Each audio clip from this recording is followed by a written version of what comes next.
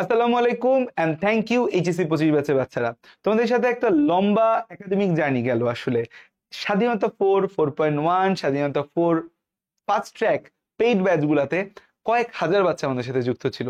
শেষ মুহূর্তে অনেক শিক্ষার্থী 30 ডে বায়োলজি কোর্স করেছে আমাদের, কিন্তু একবারে শেষে এসে আমার মনে হলো যে এখন ক্লাস দিতে হবে সারা বাংলাদেশের সকল শিক্ষার্থীদের জন্য।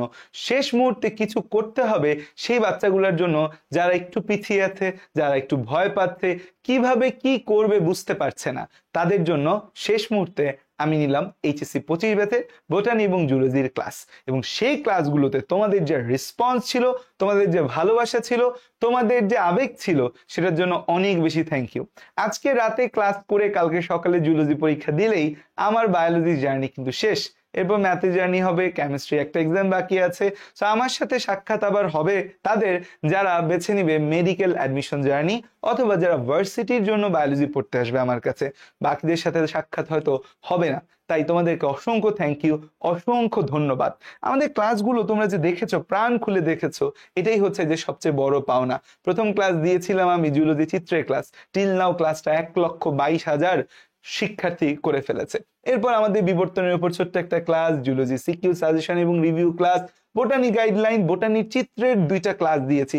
সেই class MCQ, botany MCQ part 1 part 2 দুইটা মিলিয়ে প্রায় 5.5 ঘন্টার ক্লাস আমি তোমাদেরকে দিয়েছি।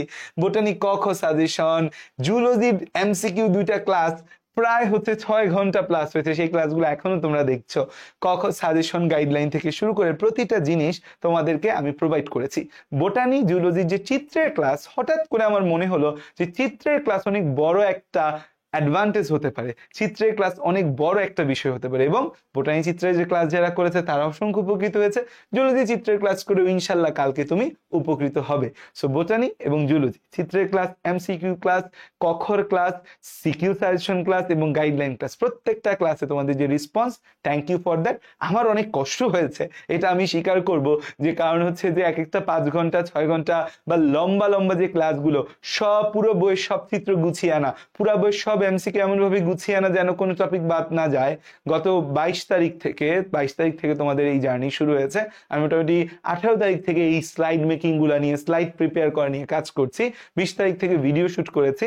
এই 18 তারিখ থেকে এই তোমাদের আজকে 29 তারিখ টিল আমার 12 দিনে আমি আসলে ঠিক মতো ঘুমাতে পারিনি। এক একদিন 3 ঘন্টা 4 ঘন্টা করে, দেখো ডার্ক সার্কেল বেড়ে গেছে, 3 ঘন্টা 4 ঘন্টা করে ঘুমিয়ে তোমাদেরকে সেরা কন্টেন্ট দেওয়ার চেষ্টা করেছি। সো থ্যাংক ইউ তোমাদের রেসপন্সের জন্য। দেখা হবে সামনে। ভালো মতো পরীক্ষা দাও। বাকি 3টা পরীক্ষা ঠান্ডা মাথায় দিও, আমার জুলজি সহ বাকি 4টা পরীক্ষা ঠান্ডা মাথায় দিও। এবং এইচএসসি রেজাল্ট যাই হোক, অ্যাডমিশন জার্নিতে তুমি জানো এই যে এইচএসসিতে যেই সিরিয়াস নিয়ে এক্সামের আগের রাতে তুমি পড়াশোনা করেছো, যেই আবেগটা নিয়ে তুমি এক্সামের আগের রাতে পড়েছো, যেই চিন্তাটা তোমার এক্সামের আগের রাতে ছিল যে আমাকে পড়তেই হবে, আমাকে ভালো করতেই হবে, আমি সেরা প্রস্তুতি না নিলে আমি কখনোই ভালো করতে পারবো না, আমাকে পাস করতে হবে, আমাকে এ প্লাস পেতে হবে, এই চিন্তাটা এইচএসসির শেষ হওয়ার প্রথম দিন থেকে রাখতে হবে যে আই উইল ক্র্যাক ইট, আমি ক্র্যাক করবই, আমি অ্যাডমিশনে চান্স পাবই। যে রেজাল্ট হবে বুঝতে পারবা, সে অনুযায়ী রিয়াক্ট করবা।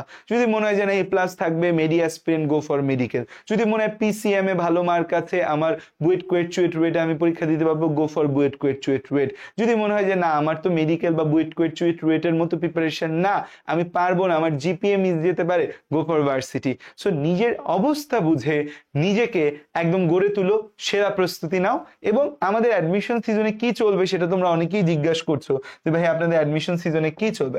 আমাদের অ্যাডমিশন সিজনে 3টা ব্যাচ তোমাদের জন্য আসবে। একটা হচ্ছে আলফা 6.1, যেটা আমাদের হচ্ছে যে মেডিকেল নিউ ব্যাচ।